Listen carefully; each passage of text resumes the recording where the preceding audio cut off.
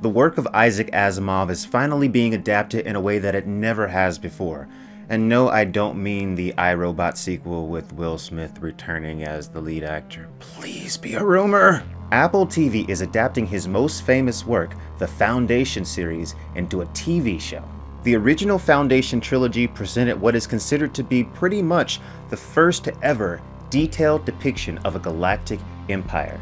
To find out more about Asimov's work, check out the Foundation playlist in the description. For this video, however, we'll be focusing on one specific world in Asimov's vast empire, and how that world contributed to the fall of the galactic empire as a whole.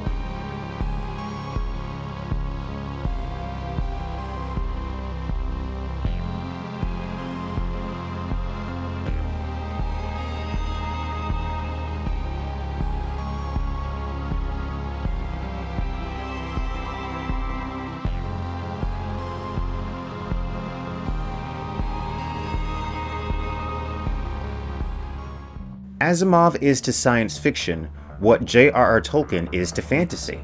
As I said, Asimov's Foundation series is his most famous work, but the 7 books in the Foundation series contain only a small fraction of the story of Asimov's universe. The Empire series includes 3 books and 1 short story, and Asimov's Robot series consists of 6 books and 37 short stories. Asimov's science fiction universe is undoubtedly one of the most expansive ever created. In this video, however, we'll be focusing on one specific world, the planet Trantor, which is the capital planet of the Empire and the center of the galaxy. At the start of the series, Trantor has been the center of galactic government for hundreds of generations.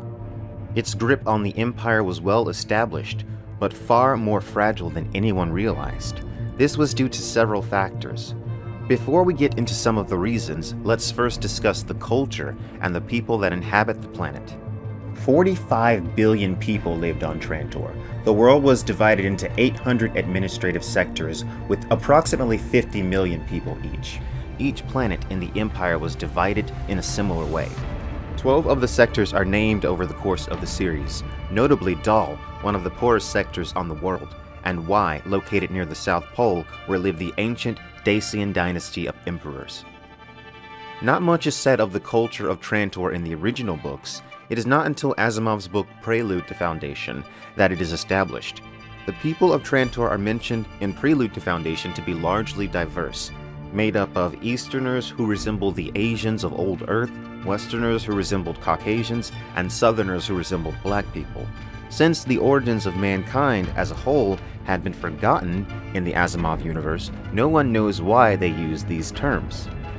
The diversity that would develop amongst humankind once it spread out to form galactic society was something that Asimov considered and thought about at least somewhat. It is also mentioned that intermarriage between different groups of people was common. Trantor has about 40% less surface area than Earth. The planet is encased entirely in domes and towers.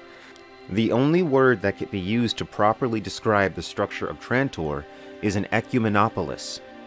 The word ecumenopolis was created by combining the Greek word ecumene with the Greek word polis. This literally translates to world city.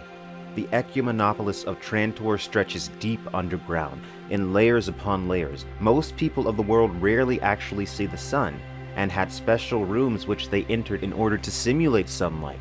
This is the only way that its enormous population could exist on one planet. Trantor, due to its importance as a central world in the Imperium, was the most densely populated and the most industrially advanced planet to ever exist. 20 nearby agricultural worlds supplied food to the planet Trantor.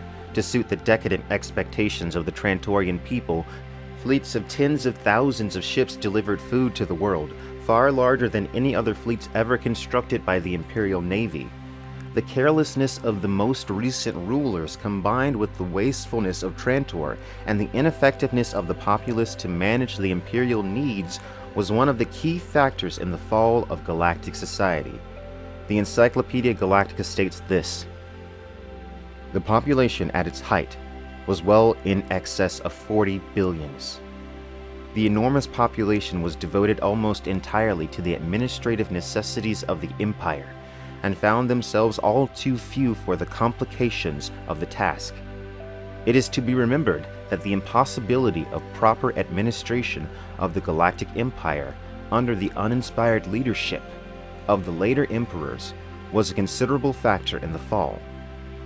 Daily fleets of ships in the tens of thousands brought the produce of 20 agricultural worlds to the dinner tables of Trantor. Its dependence upon the outer world for food, and indeed for all necessities of life, made Trantor increasingly vulnerable to conquest by siege.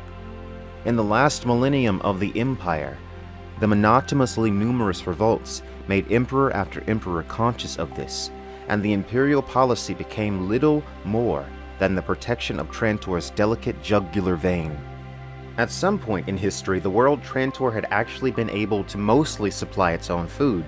The book Prelude to Foundation mentions full oceans and farms and gardens of all kinds surrounding the planet, including vast microorganism farms. Food was important almost exclusively for lavish indulgences, which was a tiny fraction of most imports.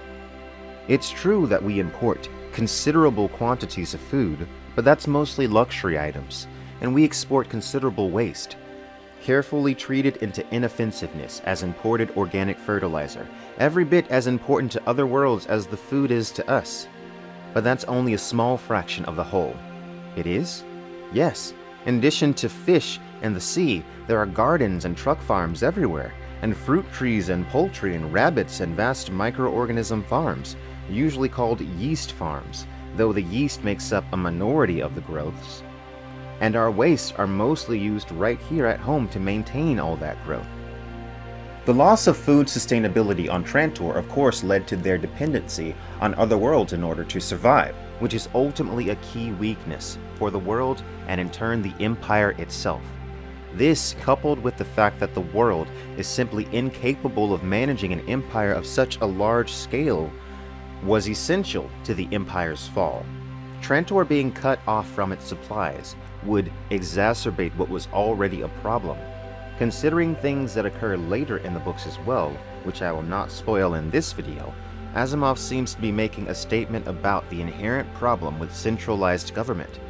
Not only is Trantor the center of Imperial administration, it is quite literally in the center of the galaxy. Though the singular rule of the planet Trantor worked well for many generations, the continued expansion of the human universe became too much to be maintained and orchestrated from a singular place. Decisions and whims made on Trantor had tremendous rippling impact on the whole of galactic society. The lack of structural upkeep throughout the Empire also led to the collapse of infrastructure and an increase in crime. The Empire could not be sustained. Trantor does not immediately collapse at the fall of the Galactic Empire, but eventually it too falls. About 200 years after the Imperial collapse, Trantor was attacked by multiple warring kingdoms, each vying for power within the fractured human universe. Trantor is destroyed in the process, and eventually almost no one other than the Hamish people inhabited the world. The Hamish lived amongst the ruins of Trantor's destroyed cities. They were farmers who cultivated the land and lived agrarian lifestyles. On a side note, reading about the Hamish people that inhabit the ruins of Trantor reminds me a lot of the various groups in Larry Niven's Ringworld series. In that series, there are Ringworld natives that inhabited the cities after a devastating event which led to the fall of the Ringworld.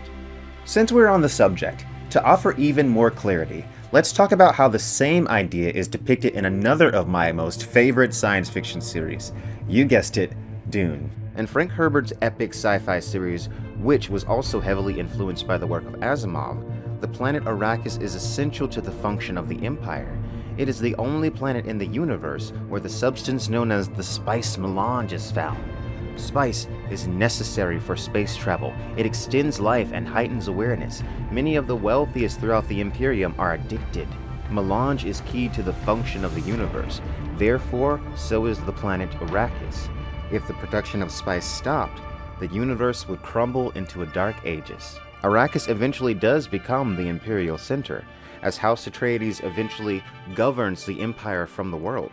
The fate of the Empire being tied to Arrakis means that decisions on the world would have the same enormous effect that decisions made on the planet Trantor in Asimov's universe had. The effect of Paul Atreides' actions on the planet Dune were magnified by the fact that the events themselves took place on Arrakis. Dune and Foundation seem to essentially handle this idea in the same way.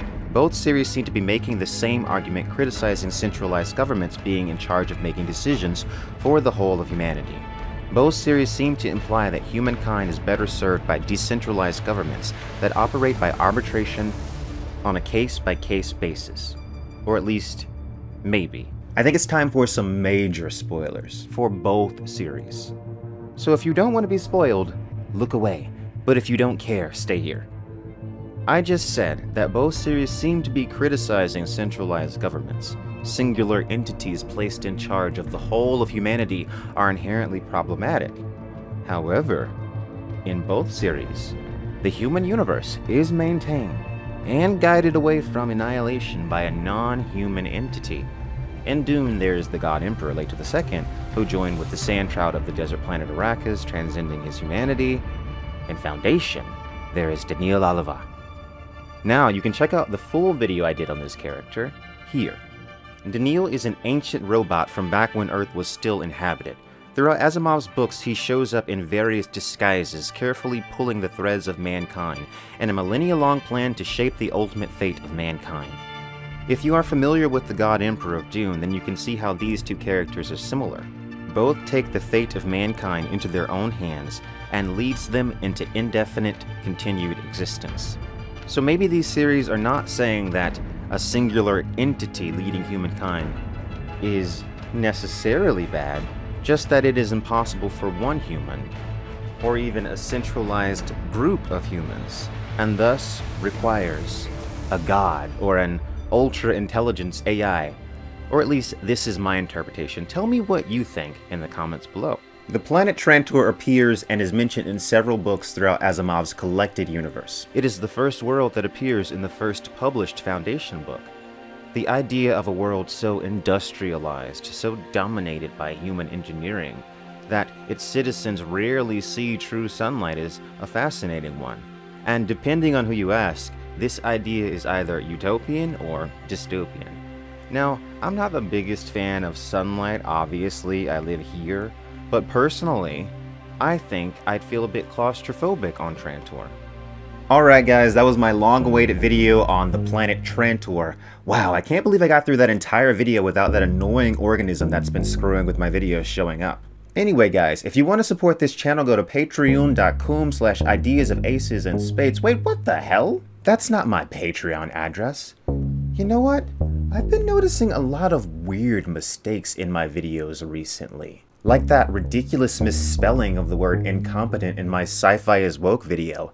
It's almost like someone's been intentionally trying to make me look bad. And look at this earlier caption from this video. Quinn's a loser, don't watch this channel. I didn't write that. No, you didn't.